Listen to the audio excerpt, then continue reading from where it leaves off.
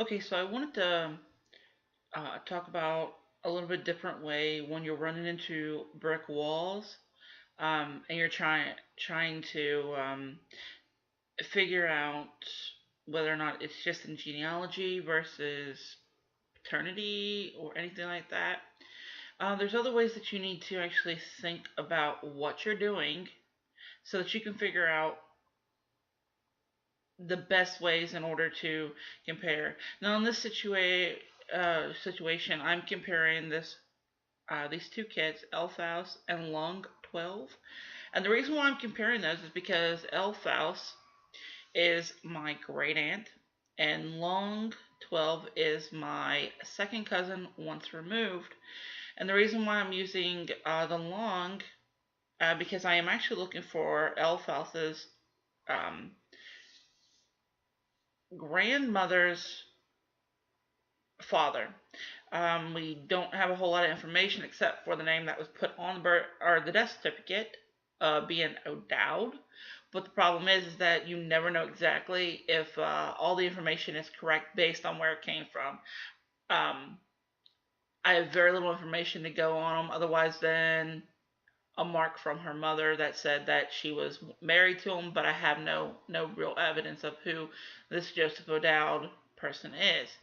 So what I'm trying to do is find out who her biological father is. So I am using Elfels because it's the closest to, it would be my second great grandmother. It's the closest that I have that I can work with.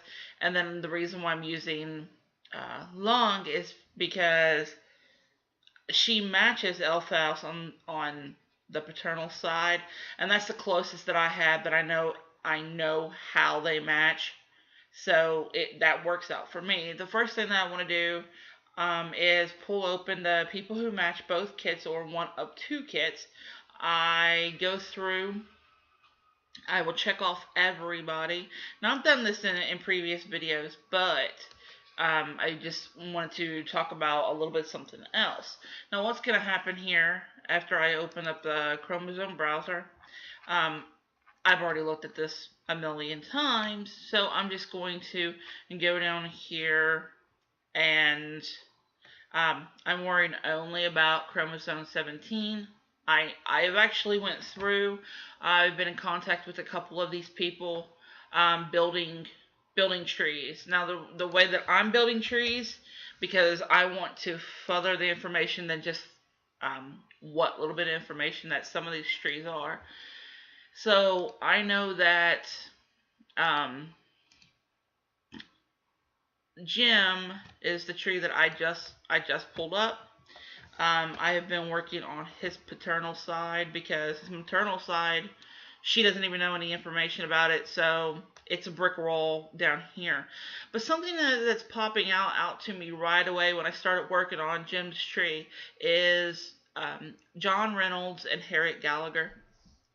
And yes, I realize that that is spelled wrong, so I'll correct that. But the reason why that's popping out to me is because I've actually seen Gallagher in um, other trees that are related to this. Um, this person right here actually has Gallagher as well. So let's see here. If we look right here, we have Gallagher. Now this is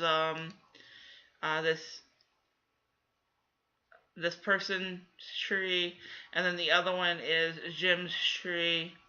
So one of the things that I don't think a lot of people think through about is the fact that you only get 2,000 matches on your one too many. Now it's showing me these, so I know that the overlap is um, 1 through 13.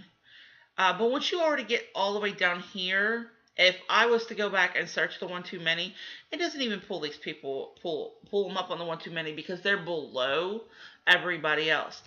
So you're actually missing out on cousins that could be overlapping simply because um, you have that threshold of the 2,000 people, and it doesn't cross that. So one other thing that you should be doing, if I was to go over here and I was to go to one to many, let's see here. Actually, I don't want to do that. What I'm going to do first is I'm going to pull open another people who match both kits or one of two kits.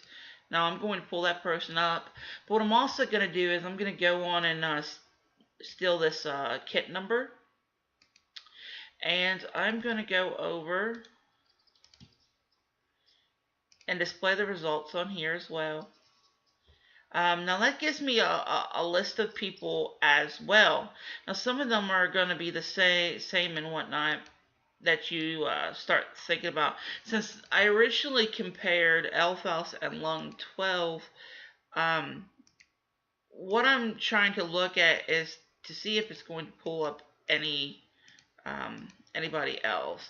Now I can already tell that a couple of these are actually on the matching 1 to 2 on with Elfhouse and Lung. So let's go on and pull open this one. The people who match both kits or 1 of 2. So let's go on and pull that open. And remember, we're only worried about chromosome 7 because that's where we see all of these overlaps. So let's go to chromosome 17. And we're going to see this right here.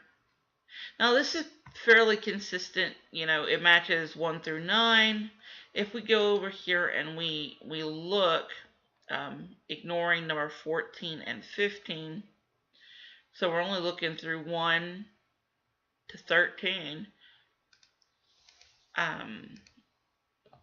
These are all on there. So we could really at this point go on and decide there's no real benefit to having this person's pulled open. But let's go back here, and I'm going to have to break this video up into several videos because I only have a 10-minute window to do each video, so bear with me.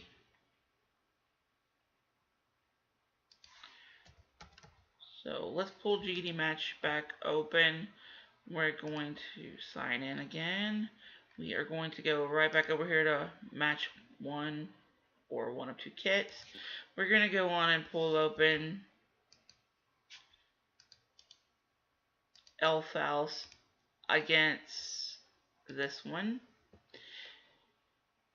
Jim. Now, like I said, we already have Jim's paternal tree here, where I keep seeing these Reynolds and Gallagher. So let's just go on and click these, if it will decide to click for me. And once again, I always have that Lung 12 on there because it's my control. I'm only really looking for people who are going to be matching Elfhouse and Lung, not the other way around. So we just keep going down here.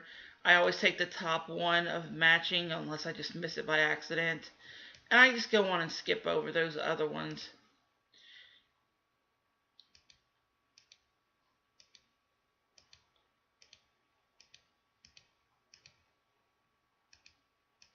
Okay, so let's submit it.